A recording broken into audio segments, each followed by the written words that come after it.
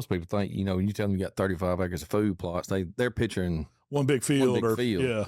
When you got to plant 15 food plots in that 35 acres, or, that totals up that 35 acres, it's a lot more work than what you think it is. Hey, welcome back to the Buck Junkie Podcast. We're back out here at the farm today. Got to do a little work, don't we? A little bit. Got some plots we need to get in before it gets too late. We got a little bit of that rain last week, and you got about half of them in, right? Yeah. Yeah, we got about half of them in last week.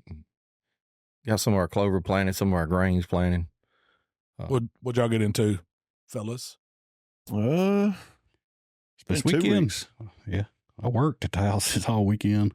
Yeah, I don't think we've done too much. Did y'all do house plots? We got them ready to throw seed in the ground. Figured we'd talk about that today some too, but my thing was everybody's probably, if you hadn't got your fall plots in, you better be getting them in because bow season's opened up. It's time the dry season should be over, so we should be getting plenty of little rains enough to get seeds up out of the ground anyway. So fingers crossed anyhow.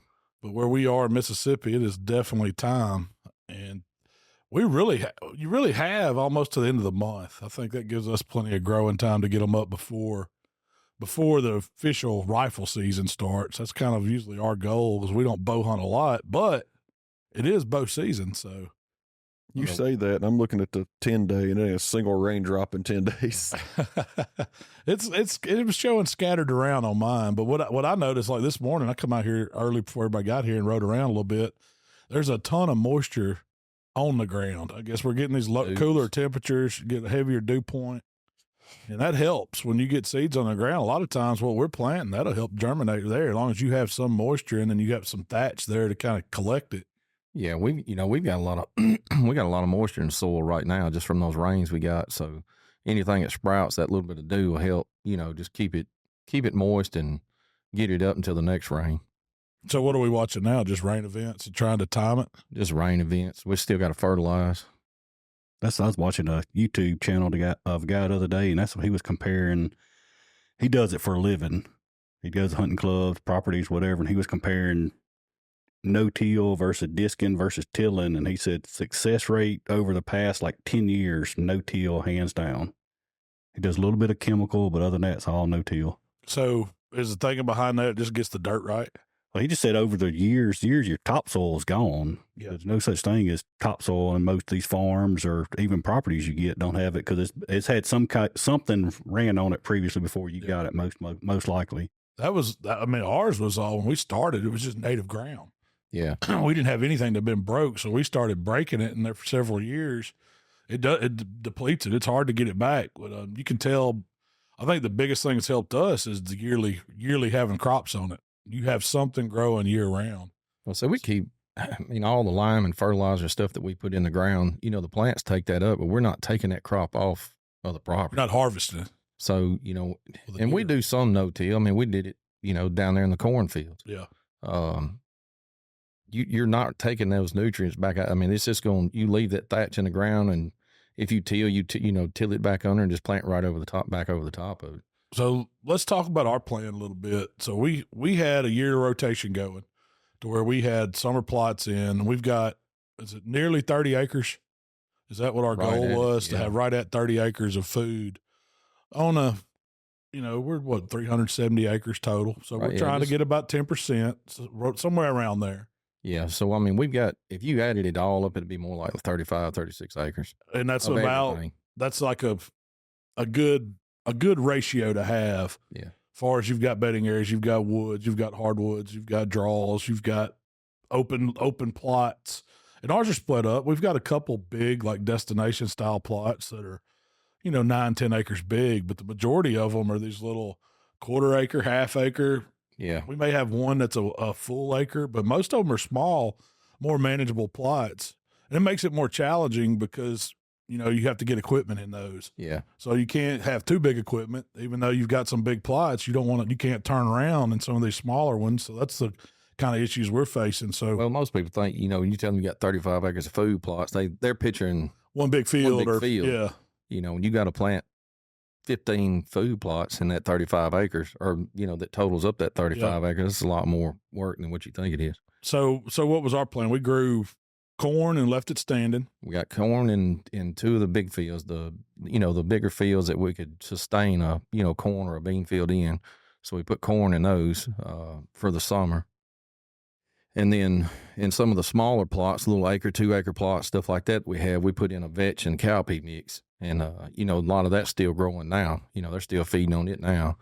And that was our summer rotation. We had some clover. Yeah. Perennial clover. We had a little bit of clover in there. But we got clover in all our interior roads, so all those roads that we normally bush hog and stuff like that, which it grows, it's kind of patchy in places. Depends on the shade and, what the ground's like in different areas. If it's been, if it's high up on a ridge, and some of those don't grow real good. But some of those that's in a flat road and, down through some kind of dense woods, but it's open enough where the sun can get in, they grow really good in there. But we utilized all our trails to keep year-round food. That clover stays in those roads, in those shaded areas all year pretty much. And some of the fields, it goes dormant. They get, when the sun gets on it and it gets real hot. But a lot of those power lines and roads and things like that we have, the shaded and holds a lot of moisture in those roads. That stuff grows all year. So, Mark, you'd been wanting us to do corn for a while. I'm sitting over like, finally we got corn. Finally broke down and did it. Well, what's y'all's thoughts on what we did with the corn and what we can do with it to carry it on to get some use out of it in the fall when we're actually hunting these deer? My whole theory behind it is it's a cover crop. We use it just like growing the wall. If you plant it, it can be a bear if you want it to be. But if you plant a 10-acre field or a larger field like we have, that gives you options all winter long to, in my opinion, about every 2 weeks, go in there and bush hog strip, put some corn on the ground, and it's 100% legal, and bush hog it down, and you're constantly keeping food out there for the deer.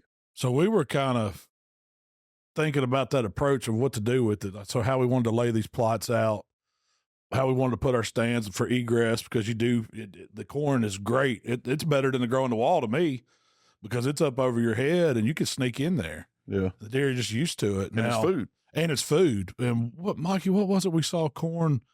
It was an acre of corn on average was. I looked that up yesterday. Did you look those numbers up? Yeah. So the national, I would say they're getting harvest rates at 175 bushels per acre right now on corn harvest. We're not going to have that. That's on an irrigated field, heavily fertilized field. They got a high yield in that field, but we probably got half of that. So you're looking at 100 bushels, per acre out there in our fields, because we got a good stand of corn. Got several ears on every stalk, and it's thick and it's dense. So how much corn do you think? I was trying to, because when I think of corn, I think of sack. Yeah, 50-pound 50-pound bag.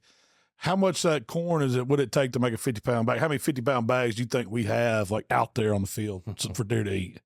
A lot. Calculator. Well, because we kind of looked at it, because it was, what was it, 10,000? 100 bushels is 5,600 acres, or 5,600 pounds. That's a lot. If we got 100 bushels per acre, I mean, you think about how much weight that is of just, say, dumping corn out. Man, we've got a ton of food. 5,600 pounds per acre. Yes, sir. There ain't no way that much corn. Sounds stout. It sounds stout, don't it? That's a lot. And and that came from just growing it, not going and buying and throwing it. I mean, if you had to buy that much, we're talking pallets of corn that you can leave out there. And even if you got 75 bushels per acre, which would be on the lower end, you still got 4,200 pounds. And I'm telling you, they are hammering it. Yeah. We've seen, so I guess when you went in last week, you took out some of the corn, because we want to the goal is to have this standing corn, but to also have lanes through it that we can see where deer step out, but then to also be able to plant a fall plot so they have these little destination areas in the corn. And that's what you started on with those big plots. Yeah. So what we're doing with the corn is, of course it was standing until a week ago. And I went in and no-tilled it. Just went in and put our winter plots into the cedar, which is what's our winter plot mix for fall? we got a mix that you get from Tri-County. That we got it's mostly wheat. It's got a little oats in it and a little bit of cereal rye. So it's like 77% wheat. It's mostly wheat, but I add a little bit of black oats to it and a little more of the red clover. So we've got that clover out there for the turkeys, and which they eat the grains too. But we like putting clover out there because we see a lot of turkeys in the field when we have it in there, more than we do when we don't. Plus, it helps the soil. It fixes nitrogen in the soil. So, back to what we were saying, this may give you a better way to comprehend this. A non-irrigated field planted at a normal rate is 14,000 plants per acre. Right. And what do you figure? 8 ears of corn a plant, 6 ears of corn a plant? It depends on this time double. A lot of ours were double eared. Some of them were only single eared. It probably averaged about 2 ears to 2.5 ears to That's still a lot of corn. No matter how you look at it, it's a lot of corn out there. It's a lot. But we're going, we went in, we're putting that seed down now. We're not tilling the corn. All I'm doing is, you didn't bush hog it either. It's just, you just run over it. No, I just run over it and lay the rows down and just let that seeder, it's got a cultipacker on it. It's got a drive wheel and it's got a row of disc in the front. The disc are not disking. I just got them set straight. So it's breaking the ground a little bit, but not much. And just run that right over the top of the corn in certain areas. And that stuff, we just went and checked it today and it's up. And it was planted, Wednesday last week? Mm-hmm. Thursday, something like that? Wednesday. And it came up within a week. Within a week, we got germination.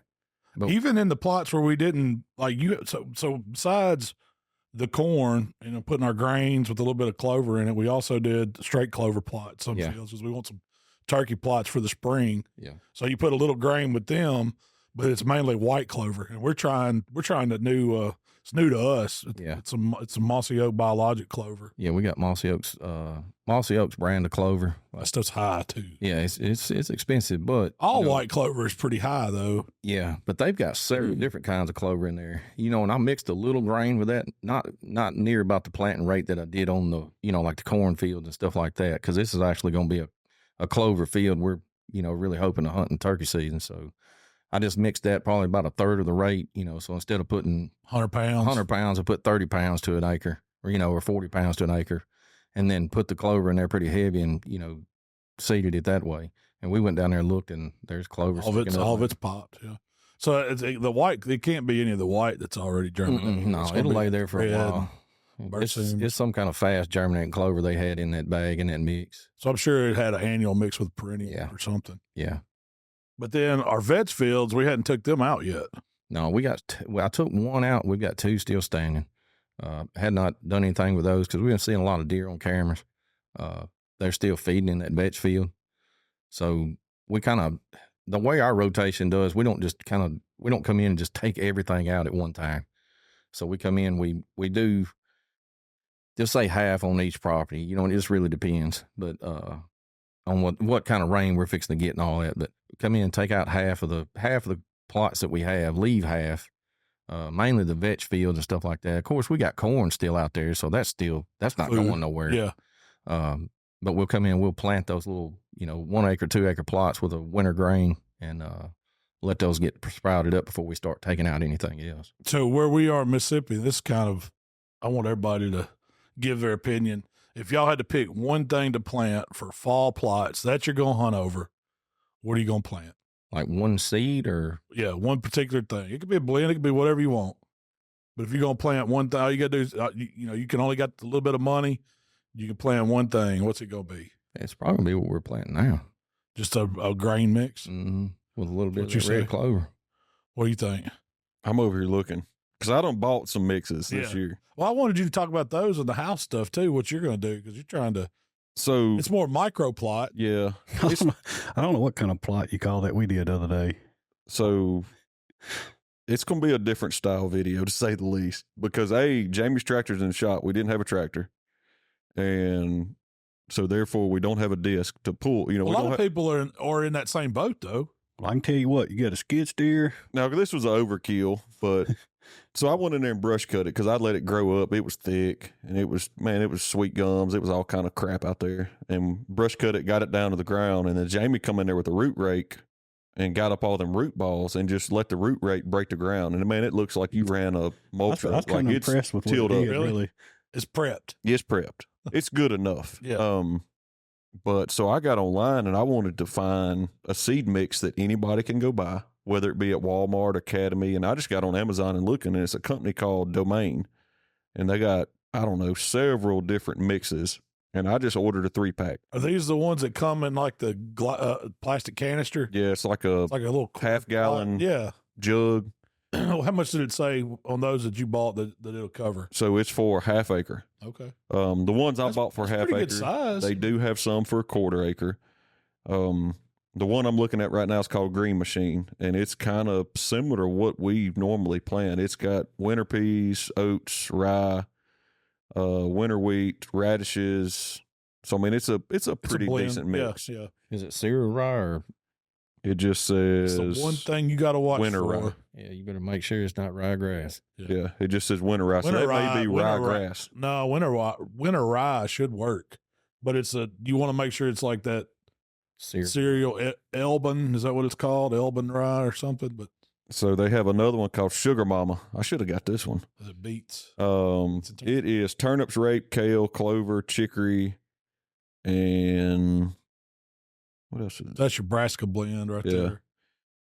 And then I ordered the Big Sexy. They got pretty good catchy names. What's the Big Sexy? Turnips, radish, kale, and forage rape. So that's kind of like Brassica too, a little bit. And then what was the other one? I think it was this one. Yeah, Bombshell, which is Ethiopian cabbage, which I have no idea what that is. Skinny cabbage. So it's skinny cabbage. It's fast growing. You collards, can't catch it. brassicas, forage turnips, and this is kind of, from what I've read up on this is a quick, fast action. It'll come up, and it's supposed to hold out pretty much all season long. You can tolerate heavy browse. Well, see, that's one thing. In a small plot, like you're talking, just these little hidey hole plots, whatever they call them, you got to have something that can tolerate it because they're going to come in and wipe that out. Yeah. I mean, we're at the house, like combined, which technically Mikey's land doesn't touch our side. We got a guy splitting us, but I mean, total acres. I mean, our block of woods combined between all three of us would probably equal 60 acres total, roughly, maybe, between the three of us. Yeah, I mean, roughly, in that block of woods, it's 60 to 80 acres. Now, we don't own it all, but we got a small section. What do you think that food plot is? Quarter acre, half acre? Maybe and half? Yeah, not probably a quarter. But it's just a little small plot, and it's literally 50 yards from my front door. And it's something that I can hunt at the house, but I wanted something simple. I wanted something that we could get some content on it to where it's something that anybody can do, and you could do it with a weed eater and a rake if you needed to. Like, you don't have to have tractors or four-wheelers or disc or anything like that, but I'm anxious to see what this mix is going to do, because I'm probably going to go out this afternoon and sow it and probably put fertilizer on it. I got a couple bags I need to use anyway, but it's just, I'm using what's available, not going out of the way, not trying to get a fancy blend and all these fancy fertilizers. Like, I got some 13 in the garage. We're going to throw it out, and it is what it is. I think you can buy that domain stuff at like Tractor Supply. I think so. Yeah, I bought it there. Yeah. But it's a good mix, and that's the thing, is like, look and see what's in the mixes. So that was a problem. Me and Jeanette rode to a big box store the other day, and they had 3 different name brands, and all of them were 80 to 88% ryegrass. Yeah. You got to read the label. Yeah. You got to read the label on them. It wasn't like Clover was like 2% or something. It was like very, very minimal. I mean, if you was going to plant just one single thing, and we've seen this, because the deer stay in that dove field. Winter wheat. For me, if it's not expensive. If I'm going to plant one thing, it's probably going to be Bob oats. Just because we've always planted oats, and I mean, they don't have to be the buck on the bag oats. They don't have to be the expensive ones, but you can go buy Bob oats from the co-op, and they're pretty daggum cheap. Used to, you could get them for about $13, $14 a 50-pound bag. They're probably more like 20 now. I'm planting black oats, but not the Bob. Yeah, but they pretty much grow in any soil type. You don't have to fertilize them too much. I mean, they need a little fertilizer, but the deer love them. So that's why everybody gets wrapped up in this ryegrass, because it comes up fast. It comes up on any type of soil, and it's green. But there's nothing there. There's nothing there. It's nutritional. Yeah. You might as well be planting Bermuda. I mean, you look at the sides of the roads. Yeah, they're gonna you eat go it. up down I-55, and they're out there in that ryegrass. Ryegrass is expensive too. Yeah, it is expensive. You just buy a bag of it by itself, because like those black oats I bought this morning, they're $26 a bag. Oh, I think that I bought a bag of ryegrass just to throw out while we done some dirt work on a guy's property. And I won't say it was $30-something a bag, $40 a bag. It's kind of high, I thought, but Now, something like this domain ain't cheap, but for what you're wanting to do, it's the best bang for your buck, in my opinion, because there's no guesswork. And I think for a half acre was like $25. How many? Those seeds are inoculated too, so they've got a like seed a coat jump start or a seed coat in them where they'll come up really quick. What how many pounds was that? Did you look at the poundage of it? Does it show? Because I was just thinking, like, if you go to the co-op and you say, all right, I need one, they're probably not just. I mean, you can buy pounds of like radish and stuff like that. You know, you could get the turnips and the radish and all that. That's not too expensive. 3 pounds. But if you went and bought, I don't know, I'd be interested to see, like, if you went and priced what's in there that you could actually get. They're not going to have that Ethiopian cabbage in Tri-County, I don't think. Yeah. But I think sometimes you get too much in a so-called store-bought blend sometimes.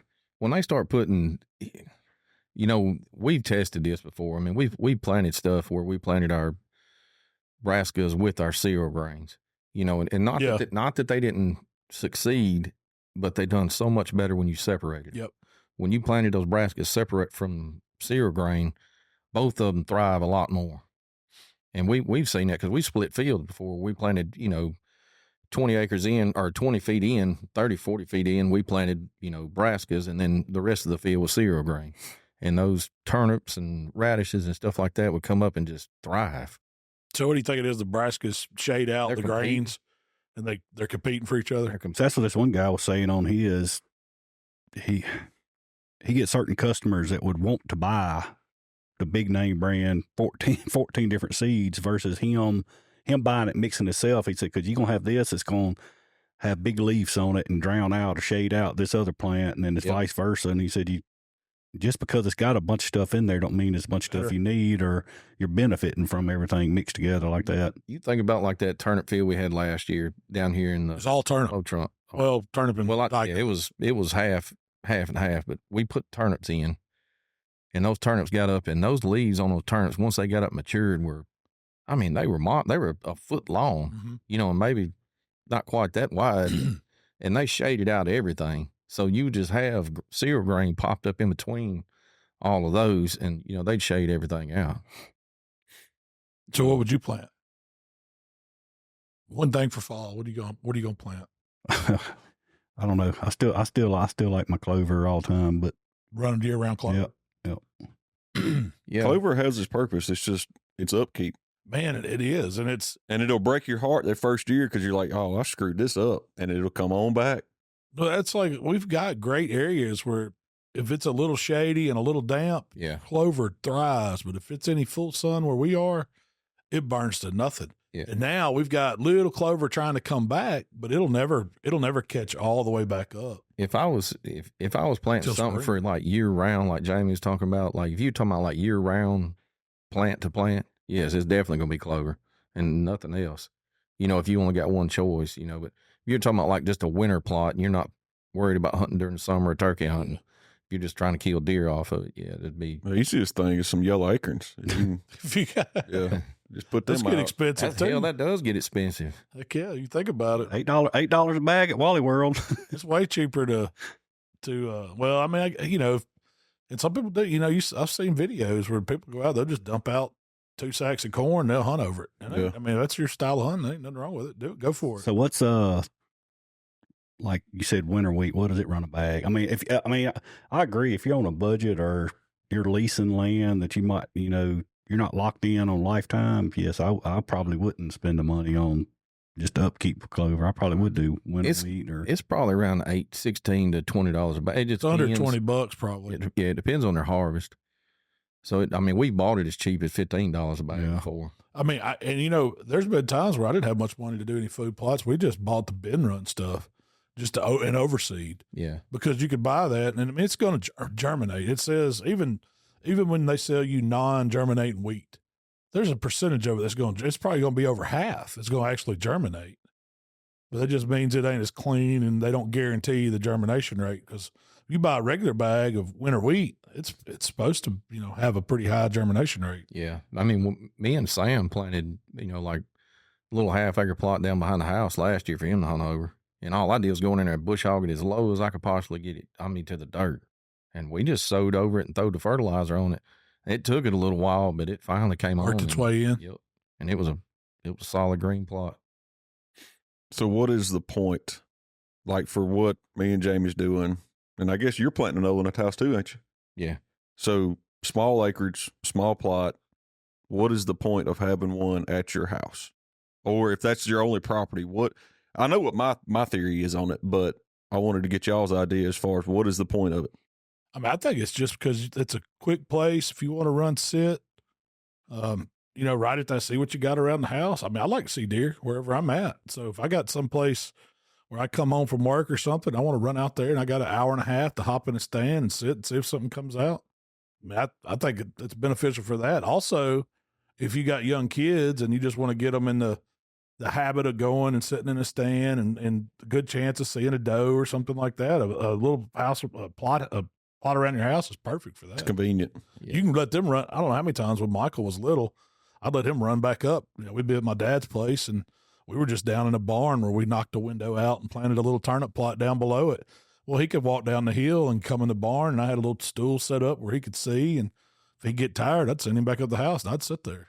Go get a biscuit and run get a biscuit and run back down there and see what we saw. I mean, it's like we're planting it this year, and I don't know if any of the boys will hunt there or not, but I mean, I'd do it just so I've got the deer in the yard and we get to see them, and Melissa likes watching them and stuff. I mean, we very rarely shoot one there. The boys will back over the plot down there, but I mean, that was what it was. It was just easy. When they got home from school, they had somewhere to go when they wanted to hunt. That's all I did it for. Sitting recliner. I got a little strip. It's probably 20 yards wide and 250 yards long, probably between my house and Mark's house. And I just sit there in the recliner and I can see them out there eating food plot. Well, where y'all are, there's a lot of deer in that area just to be around some houses. Yeah. I mean, it's not really neighborhoods. It's just kind of, I guess, different families live right around in close proximity to each other. And there's deer bounce around every little block of woods. I mean, I can tell a huge difference between me and Mark. We used to keep it like groomed bush hog 3 or 4 times a year. And now I done kind of got where I don't mess with as much, let it grow up. There ain't a day goes by I don't see a deer at the house. Yeah, we see deer and right out your front door every day. Yeah. Deer and I mean, the rabbits have gotten pretty stout out there. Turkeys are coming around.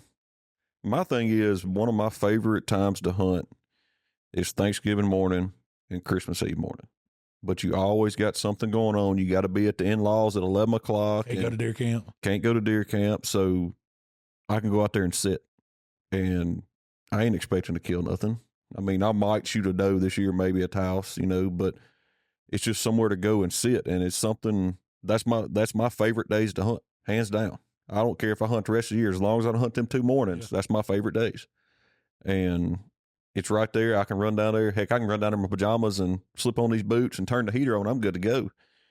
And it's, like you say, it's easy if I want to jump out one day. Because, I mean, there has been times that, the rumor has it somebody done seen a pretty good 8-point or 10-point run around the house. And if he's out there, if he slips out there, then y'all probably won't see him again.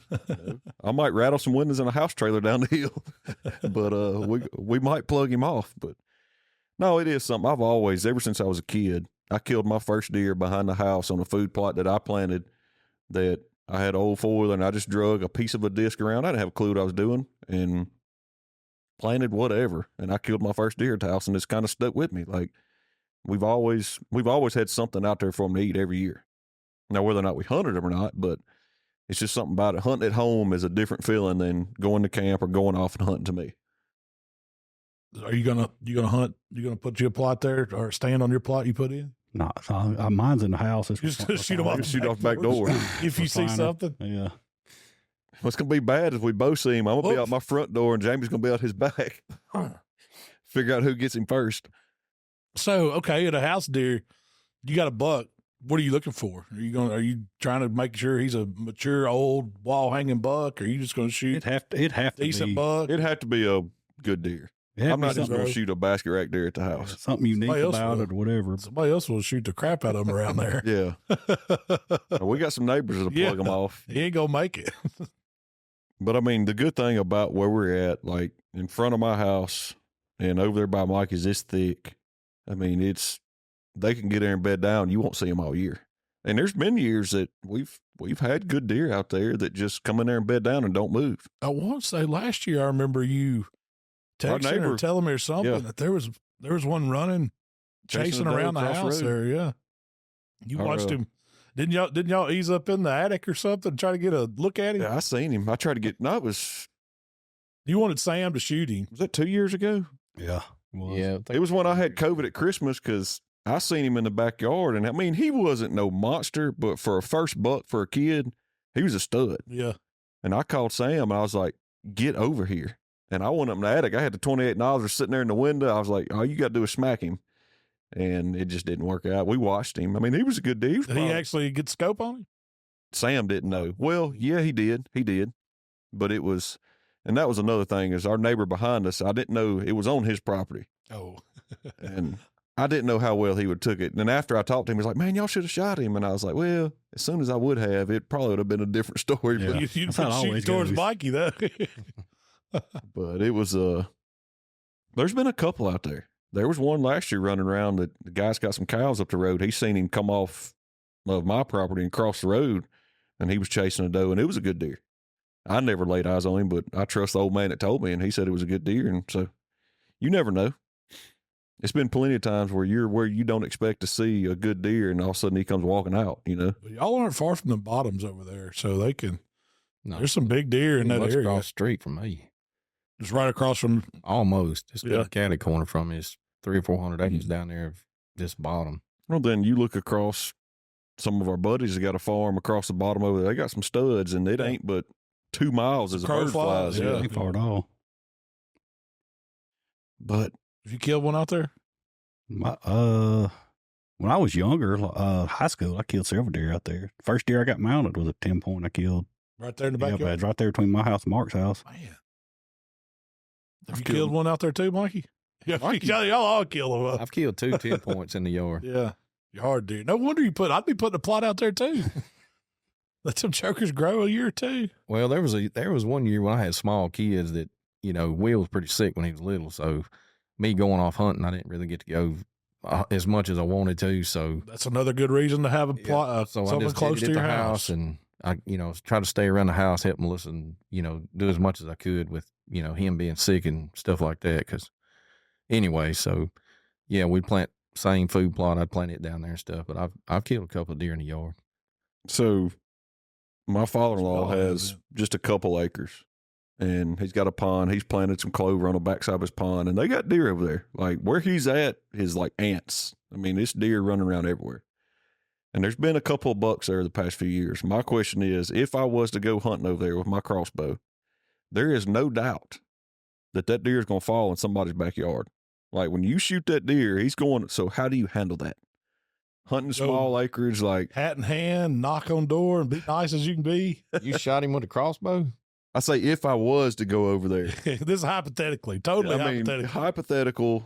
I already looked at the tree I can climb. Like it might There happen. may be one that There you may get, be that you one. get your climber on. Yeah. I don't know. I'd kind of feel my dad-in-law out, see what kind of neighbor he was. If he thought he was going to be a problem, then I'd probably, if I shot him with a crossbow and nobody heard it, probably just ease over and get him and come on After back. dark. Yeah.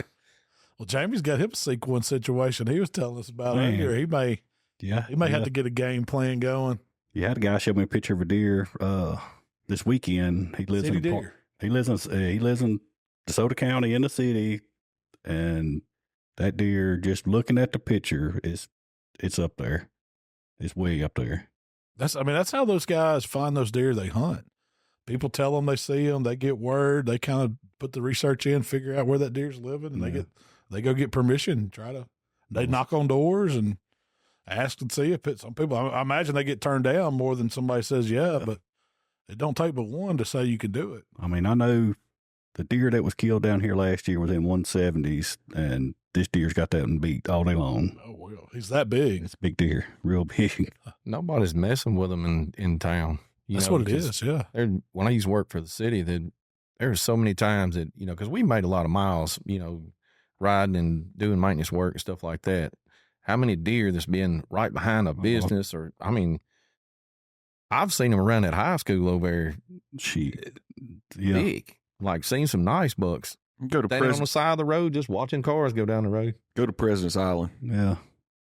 Now make you. They used to have a yearly hunt there. It's like a draw. They still hunt. do. Do they still do it? Yeah, because I want to say the guy that he had a post on there about it. He said it took 5 years of putting it in for the draw before you ever got drawn. This bow only too. Bow only, yeah. And there's been some monsters. some monsters up there. I got off the phone with Jay a while ago. Has he got you one scouted out? I don't know if he's got one picked out. We got some places to go. So it'll be the first full week of November, which I got to do some juggling because we're supposed to cook a hog that second weekend. So we may have to Postpone a hog cook. Sounds like to may me. have to reschedule some hog cooking. Yeah. But I guess I got to drag the crossbow out. I ain't shot it in a couple years. Well, I got mine out, and I know a lot of people don't like crossbows, but for somebody just starting out, I mean, that's me.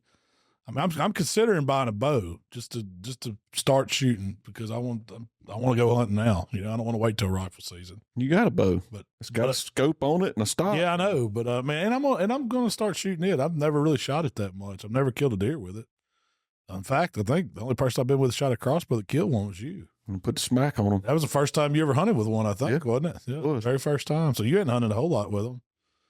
But I'm not I biased. mean, I guess don't I'm see a the rookie. big deal. I don't look down on people for shooting them. No. You see these bow purists, man, they'll jump all over crossbow hunters.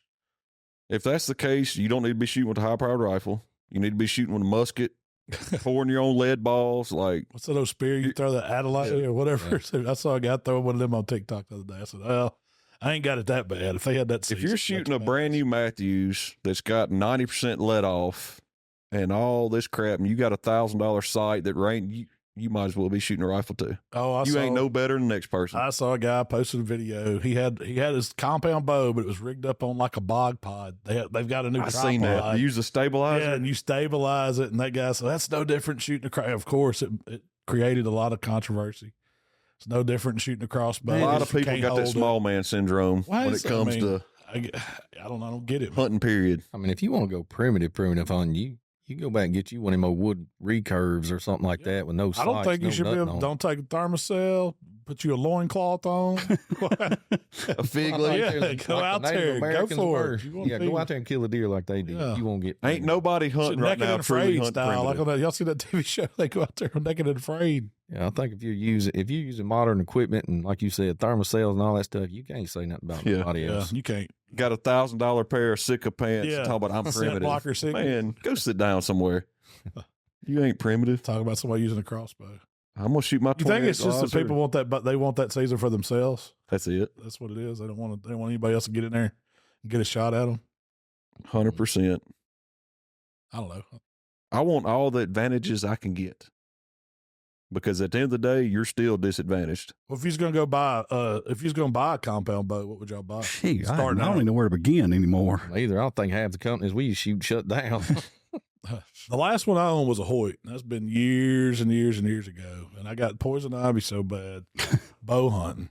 That's what I didn't sell sold it. I out. traded it for a muzzle loader. Yeah, Did That's you when I see got into the, muzzle loading hunting. my the guys? first bow was a Hoyt, and then I guess Hoyt and PSC were kind of the top two Yeah. back in Back in the day. before. What was the Matthews? Matthews came and all along? them. That's the one everybody shoots now. Yeah, but those were really good bows back in the day, you know. And I don't know, Matthew just kind of took over, I think. And I some of watched those other bows, there's some other ones I ain't never even heard of before now. Yeah, watch the guy say what your bow tells about you, and it's like if you shoot a Hoyt, you most likely listen to Joe Rogan podcast and think you're an MMA fighter, but that's what you are. If you got a Hoyt bow, Yeah, I wouldn't know where to begin. I what mean, they say it's- about the Matthews? You probably wearing Sika. you're probably wearing Sika or dress pants to the stand or something. I forgot what it was. You got 3 thermocells. Man, just get out there. I and need hunt. one I can It don't shoot. I matter. need one I can shoot out of a box blind. That's my thing. I think that new Called a Monarch's got the Raven. bow window. Yeah, It's called a Raven. it's called a Raven.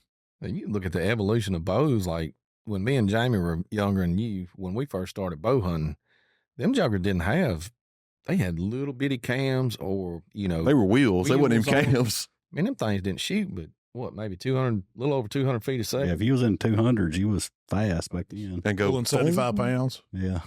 and not letting off very much. Yeah, No. you had a 40% let off, maybe. Yeah. Now they've got like 80% let off. Oh, you can hold it for 10 minutes. Yeah. But they're primitive hunting, Mikey. Don't Yeah. remember they're primitive. Don't take that from them. I would love to get into bow hunting. I think it's cool. I I'm not that good. To be honest, I'm not that good a shot with a bow, and I can't stand mosquitoes. So That's the biggest thing for me is mosquitoes. I bought a new bow about every 2 years, but just never found the right day to go. The temperature never was where I wanted it at, and those are few and far between here. Yeah. You know, and I wasn't fighting mosquitoes and all that crap. now, if you bow hunt in Mississippi, you better be ready to fight mosquitoes and sweat. But I enjoyed shooting the bows. It was a lot of fun. You know, just getting out there and shooting bows and competing. Well, there used with to your be a buddies. place that had a 3D archery range, and that's kind of where I learned to shoot. It was Oak Tree Outdoors, I think it Yeah, was. Oak Tree Do you still have a jacket from there or something that you wear? I do. My Chugger's got to be 20-something years browning old. jacket I got. It is from Oak Tree. I was fresh out. I mean, I'm talking 18 years old, you know, when that place was open and was going up there shooting a bow. Well, see, they had a target thing out in Arca Butler, like kind of like the skeeps we go shoot. You know, Like a 3D range. 3D range where you went out there and you shot it, and they'd have competitions and stuff out there. There's one now that you can go shoot at in Sardis at McIver. They've got a 3D bow range too. So I need to get in touch with buddy of mine's son, get on here and talk about bow hunting. Yeah. I don't know anything about. I mean, I'm He does. very, very rookie when it comes to bow hunting. It's very subjective. Everybody's got their opinion.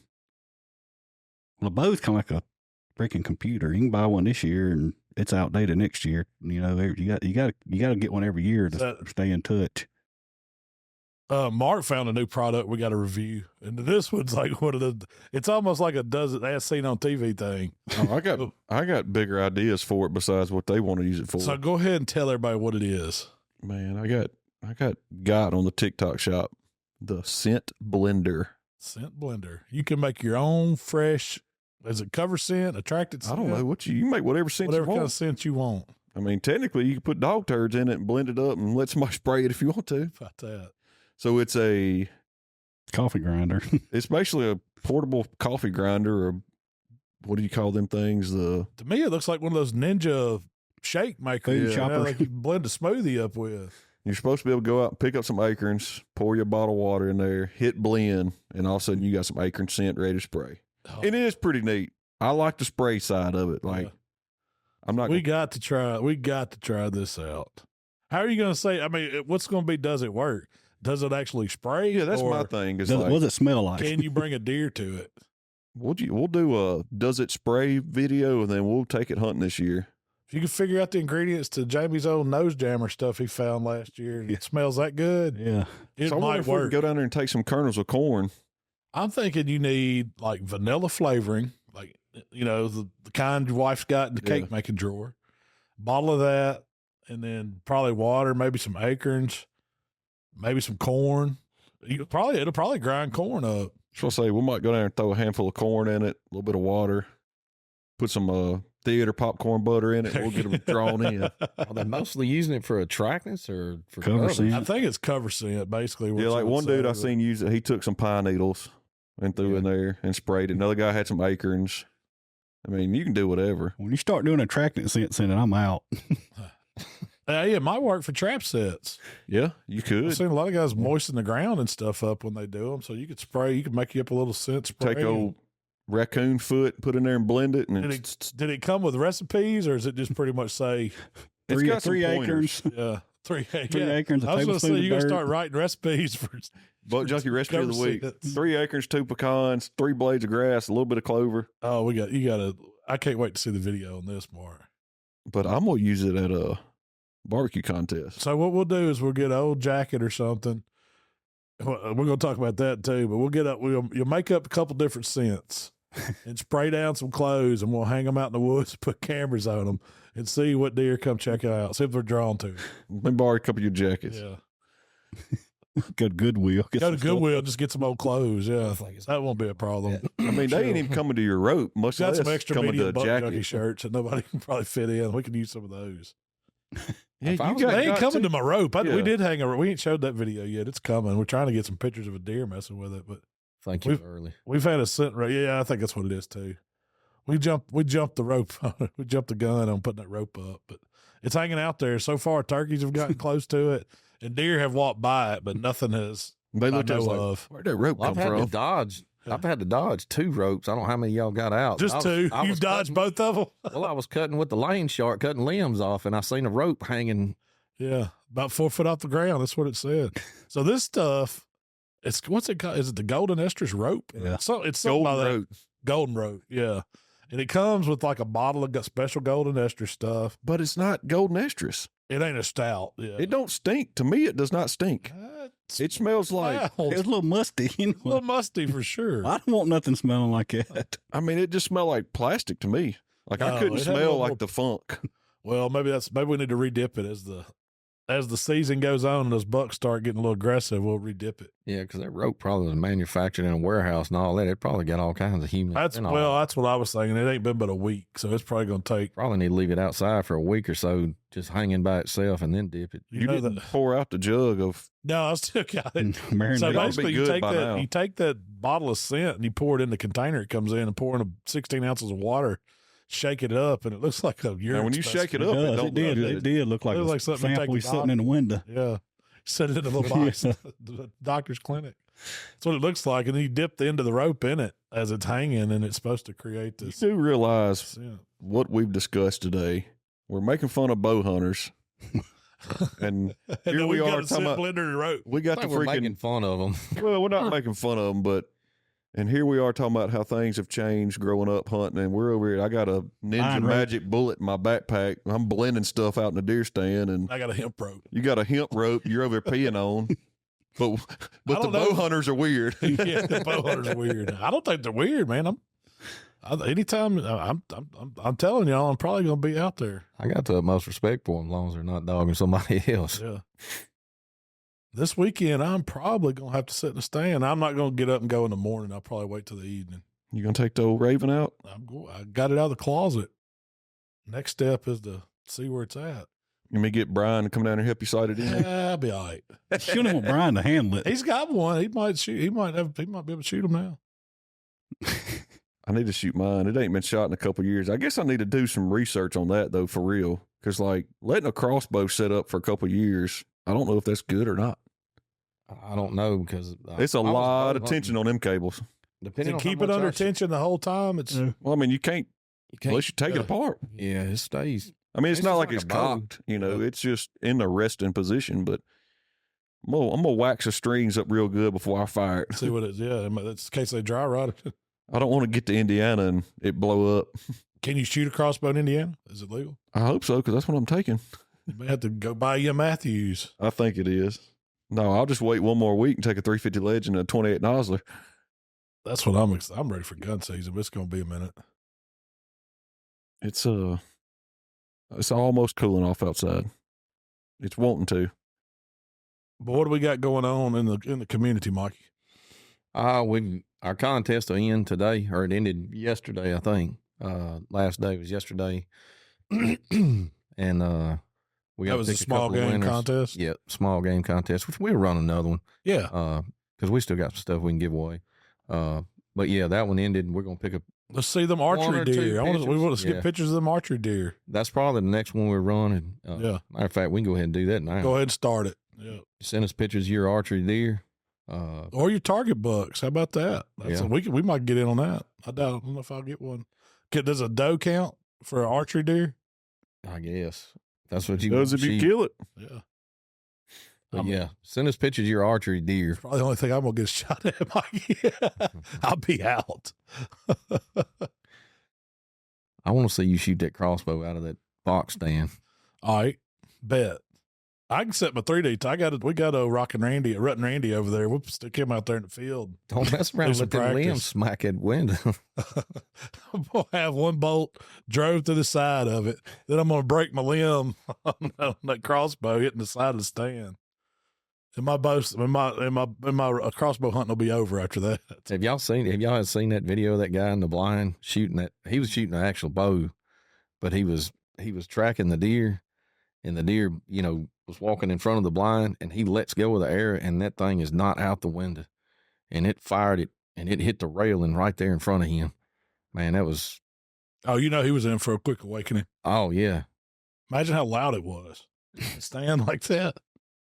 I know what one sounds like when it blew up. When Brian fired that one. They ain't quiet. No, it's not quiet at all. Dry fire one.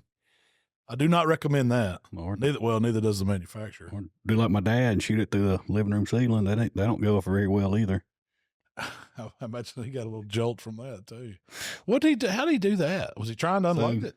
No, it was several years ago. He just got I think the second crossbow or something. And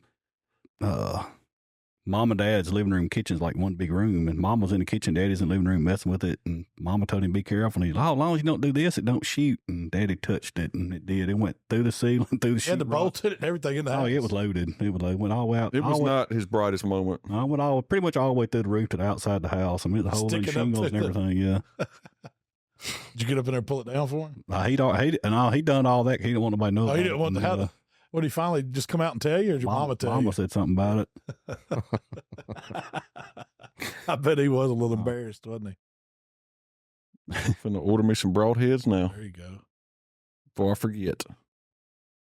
Well, I think that's all I had for today, boys. We want to talk about bow season, and we wanted to talk about the plots where we were getting in. So we're fixing to get out there. And Finna blend up some acorns. we're going to blend some acres and see how good. First, we got to go find some. Hey, there's some persimmons in the tree out there. We can go shake some down. Man, I got some Make acorns a little in my house. persimmon.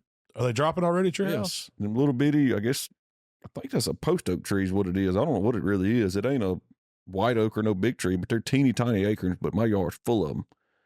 I hadn't noticed any. Well, that's a white oak tree in my yard. There didn't even start dropping yet. Most of my willow oak, water oaks, I don't know that they're not really dropping, but the squirrels are knocking them down big time right now.